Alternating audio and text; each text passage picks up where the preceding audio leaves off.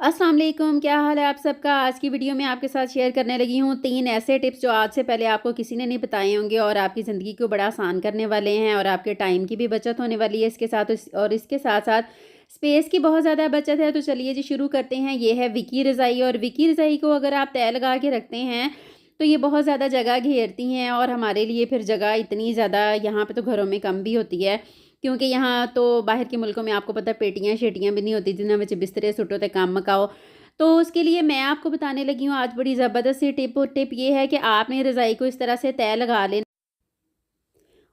और तय लगाने के बाद आपने इसको अच्छी तरह से रोल कर लेना है। और रोल करने के बाद क्या करना है वो फिर मैं आपको बताती हूँ, क्योंकि हम लोग जब रज़ाई जो है वो मार्केट से लेके आते हैं तब तो वो रोल हुई होती हैं और इनके पैकेट में होती हैं। लेकिन वो बाद में उस तरह से पैकेट में डालना मुश्किल हो जाता है। लेकिन आज जो मैं आपको तरीका बताऊँगी वो आप वाक़ई में हैरान रह जाएँगे और बड़ा यूज़फुल है। तो ये देखिए हमने रज़ाई को रोल कर लिया है। उसके बाद हमने लेनी है ट्रांसपेरेंट फ़ोलिए। और ये जो ट्रांसपेरेंट फ़ोलिए है ना, ये आपका बड़ा काम करती है। अब आपने इसके अंदर इसको अच्छी तरह से लपेट लेना है और दबा के रखना है ताकि उसकी तह ना वो खुले और वो अच्छी तरह से जितनी कम वो जगह घेर सकती है उतने में आपने उसको लपेट लेना है। तो इस तरह से ये देखें आपने इसको फ़ोलिए में अच्छी तरह लपेट लेना है। फ़ोलिए में लपेटने के बाद ये एक तो गर्द से महफूज़ रहेगी, गंदी नहीं होगी और दूसरा आपकी जगह बहुत कम घेरेगी। तो आप ये देखिए हमने इस तरह से तय लगा ली है, क्योंकि अक्सर जो है वो घरों में इस्तेमाल होने वाली रज़ाइयों के अलावा फ़ालतू भी घर में पड़ी हुई होती हैं।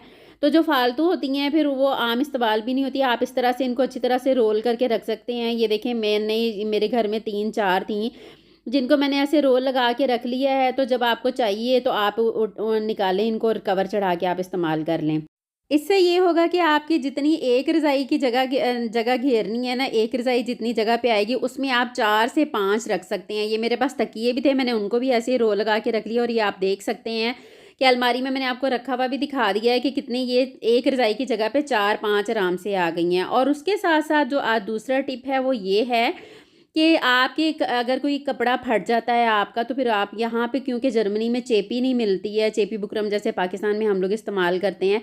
तो आप की जो कपड़ा फटा हुआ है अगर आप उसको हाथ से सिलाई लगाएँगे ना, ऐसे टाँके लगाएँगे तो वो एक तो बहुत बुरा लगता है ऐसे लगा हुआ उसको टाँके लगे हुए।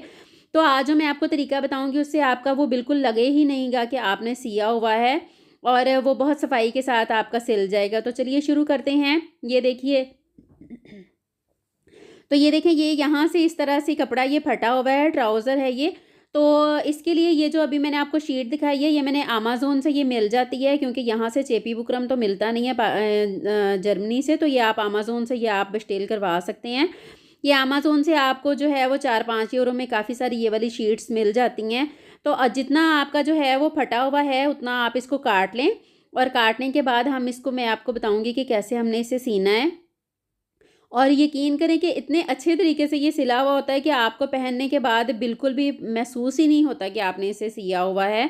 तो ये देखिए हमें जितना ये चाहिए था हमें उतना हमने इसको काट लेना है और काटने के बाद फिर इसको हमने इस तरीके से चिपका लेना है। इसके नीचे ये देखें ऐसे ये शीट लगी हुई है एक, तो ये आपने उतार लेनी है और इसके बाद आपने इसको नीचे की साइड पे रख के आपने इसको इस तरीके से चिपका लेना है। फ्रंट साइड पे नहीं रखना, उल्टी साइड पे रख के आपने इसको अच्छी तरह से चिपका लेना है। और जब आपने इस तरीके के साथ इसको चिपकाना है तो आपने ये कोशिश करनी है, ध्यान रखना है कि दो इसकी जो फटी हुई साइडें हैं वो आपने बिल्कुल अच्छी तरह से साथ मिला लेनी है ताकि नीचे से वो वाइट वाइट सो जो इसकी चेपी है वो बिल्कुल नज़र ना आए। तो आप इसको इस तरह से आसानी से इस तरीके के साथ इसको चिपका लें और चिपकाने के बाद फिर मैं आपको दिखाती हूँ कि आपने इसको सिलाई कैसे करना है। तो ये देखें अब ये चिपक गया है इसके साथ और ये बिल्कुल भी देखें नज़र नहीं आ रहा। तो अब हम इसको सिलाई करते हैं। अब मैं आपको सिलाई करना सिखाती हूँ। अब हम जो सिलाई करेंगे वो हमने एक ब्लॉक की सूरत में पहले एक ब्लॉक बना लेना है। जितना आपकी ये फटा हुआ कपड़ा है उसकी साइड पे आपने पहले ब्लॉक बना लेना है। तो ब्लॉक बनाने के बाद फिर आप चाहे तो क्रॉस की सूरत में आप इसको सिलाइयाँ लगा लें सारी अच्छी तरह, चाहे आप इसके साथ साथ जो है वो सीधी सीधी सिलाइयाँ लगा लें। लेकिन जितनी जगह फटी हुई है बस उसी पे ही आपने इसकी सिलाइयाँ लगानी है और साथ साथ बिल्कुल आपने सिलाई लगानी है। तो अभी आप भी देखेंगे कि ये कितने अच्छे तरीके से सारा सिलाई हो गया है। तो बहुत आसान ये तरीका है, क्योंकि अगर हम हाथ से सीते हैं तो फिर वो टाँके नज़र आते हैं और वो बड़े बुरे लगते हैं। तो अगर आप इस तरह से अगर फटा हुआ जो है जहाँ से भी है, जैसे खुंगी के टाइप पे बाज़ तिकोन की सूरत में भी हो जाता है, तो वो भी आप इसी तरह से सी सकते हैं। तो ये देखिए कितना अच्छा लग रहा है अभी तो ये बिल्कुल नज़दीक से मैं आपको दिखा रही हूँ, तो ऐसे सिलाइयाँ इसकी लगी हुई नज़र आ रही हैं। तो ये देखें, आपने बहुत सारी नीचे सिलाइयाँ लगा लेनी हैं ताकि वो जो फटा हुआ हिस्सा है वो बिल्कुल कवर हो जाए। ये देखें, तो ये आपको बिल्कुल भी पहना हुए में नज़र नहीं आएगा। तो इसके साथ जी है, हम शुरू करते हैं तीसरी टिप। तीसरी टिप ये है कि जर्मनी में बहुत ज़्यादा पेपर्स होते हैं, इतने पेपर्स होते हैं कि आपका दिमाग खप जाता है। तो उसके लिए आज मैंने अपने सारे पेपर अलहदा किए हैं और आपको मैं आज जो तरीका बताऊँगी ना, उससे आपका इतना टाइम की बचत, क्योंकि अगर आप इस तरीके से अपने सारे पेपर जो हैं वो सेट कर लेते हैं, तो आपको जब भी किसी पेपर की ज़रूरत होगी तो आपको पेपर ढूँढने में मुश्किल नहीं होगी।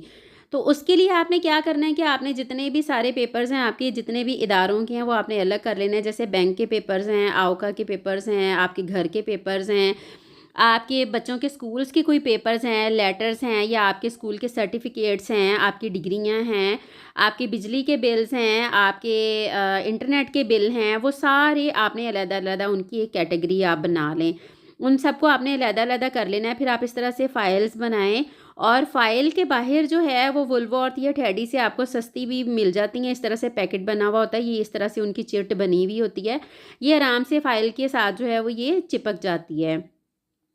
तो मैंने क्या किया है कि मैंने ये नंबरिंग करके सारे पेपर्स मैंने पहले अलहदा किए हैं, हर एक कैटेगरी का अलहदा-अलहदा किया और उसके बाद मैंने इस तरह से नंबरिंग करके लिख दिया है कि कौन-सा पेपर जो है वो मेरा कौन से नंबर पर है। जैसे आप देख सकते हैं कि गाड़ी के पेपर्स हैं, या बैंक के पेपर्स हैं, या आपके हेल्थ के आवका के पेपर्स हैं, आपके घर के पेपर्स हैं, या आपकी जैसे इंश्योरेंस जा रही है, या आपकी स्टोया आइट्स टैक्स के आपके पेपर्स हैं।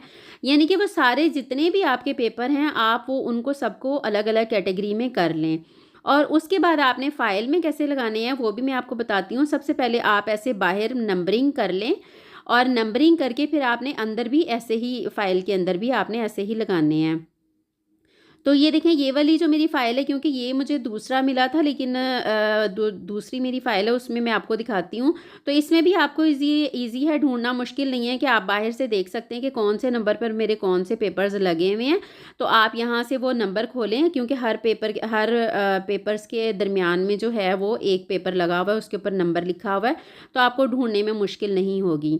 जैसे अब ये देखें कि ये मैंने बाहर भी एक पेपर लगाया हुआ और उस पेपर के ऊपर सारी ऐसे नंबरिंग की हुई है और नंबर वाइज़ लिखा हुआ है कि कौन से नंबर पर कौन से पेपर्स हैं।